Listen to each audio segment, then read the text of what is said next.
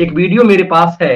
मैं सोचता हूं उस वीडियो को थोड़ा, चूंकि किसी यूट्यूबर्स का है, मगर मुझे पसंद आया है तो उनसे अनुमति लेकर के मैं ये दिखाता हूं आपको कि ये कुछ शब्द उनके सुनिए जो वो कहना चाह रहे हैं। इससे समझ में आएगा कि ये मन की बात डॉक्टर भूपेंद्र त्यागी की है और मुझे अच्छा लगा, भूपेंद्र जी ने बेहतर काम इतनी किया है। मेहनत मेरी ये सरकार वायरल हो रहा किसके है लिए कर रहे हो? तो जरा ये इसको इतनी सुनिए। मेहनत मेरे सरकार किसके लिए कर रहे हो? ये आवाम है कुछ नहीं समझती, तुम जिसके लिए मर रहे हो। इतनी मेहनत मेरी सरकार किसके लिए कर रहे हो? वक्त पड़े ये तुम्हारे कदमों से जमीन भी खींच लेंगे। वक्त पड़े ये तुम्हारे कदमों से जमीन भी खींच लेंगे। तुम दिन रात एक करके जिन लोगों के कष्ट हर रहे हो, इतनी मेहनत मेरी सरकार किसके लिए कर रहे हो? कुछ अच्छा होगा तो हिस्सेदार भी यहां तमाम होंगे। कुछ अच्छा होगा तो यहां हिस्सेदार भी तमाम होंगे। कुछ गलत हुआ तो गलतियां ही अपने सर कर रहे हो। इतनी मेहनत मेरी सरकार किसके लिए कर रहे हो? कुछ लुटेरों ने लूटा है देश मेरा, कुछ लुटेरों ने लूटा है देश मेरा और तारीफें भी पा गए। तुम कौन सी मिट्टी के बने हो? तुम कौन सी मिट्टी के बने हो जो ना अपनी जेबें भर रहे हो? इतनी मेहनत मेरे सरकार किसके लिए कर रहे हो? ये क्या कर रहे हो? ये क्या कर रहे हो? तुम आखिर क्या चाह रहे हो? ये क्या कर रहे हो? मुझे लगता है कि ये फैक्ट बहुत किसी यूट्यूबर ने जो बनाया है बहुत बेहतर बनाया है, और मैं आपके माध्यम यहां जो कुछ लोग आते हैं कूदने के लिए उनके लिए भी कि किसके लिए कर रहे हो। दरअसल मुझे लगता है कि ये मानसिकता है कि हमारे और आपके लिए। हम ये सोचते हैं कि व्यक्तिगत रूप से कोई मोदी और कोई शाह कोई योगी हमें क्या देगा।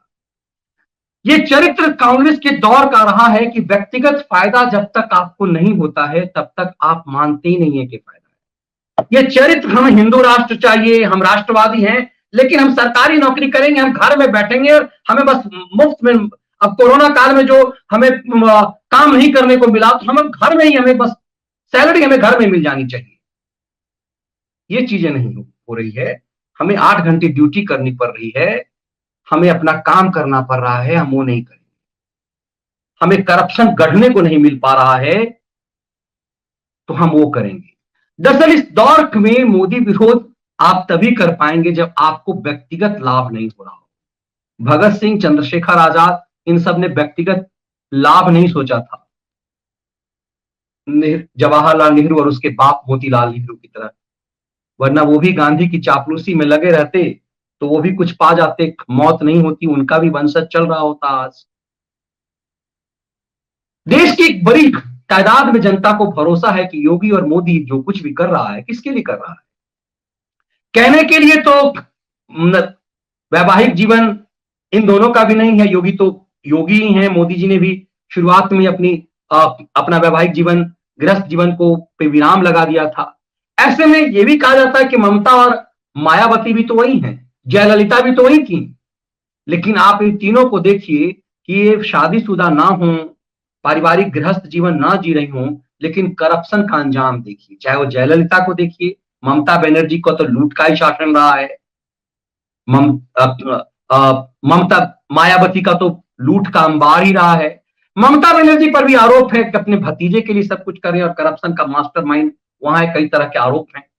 तब समझ में आता है कि देश की जनता ने अलग हट करके इतना अवसर क्यों दिया है। एक घरेलू महिला जो काम करने वाली थी वो और एक चाय बेचने वाले को लेकर के ये चीजें इसीलिए समझ में आती है कि भटकाव तो होगा, लेकिन थोड़ा समझना पड़ेगा, ये जमाना पड़ेगा कि ये किसके लिए कर रहे हैं।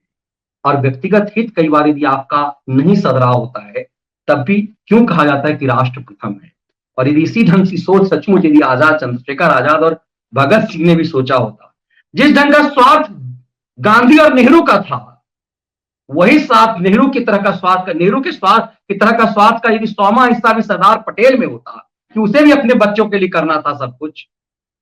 राष्ट्र का नवनिर्माण सरदार पटेल ने किया, मलाई नेहरू कहा गए।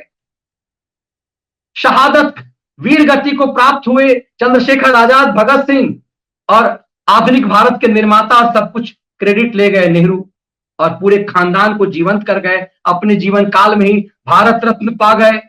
चाचा नेहरू का डाक टिकट भी जारी कर दिया, बेटी को कांग्रेस अध्यक्ष बनाकर के स्थापित भी कर दिया।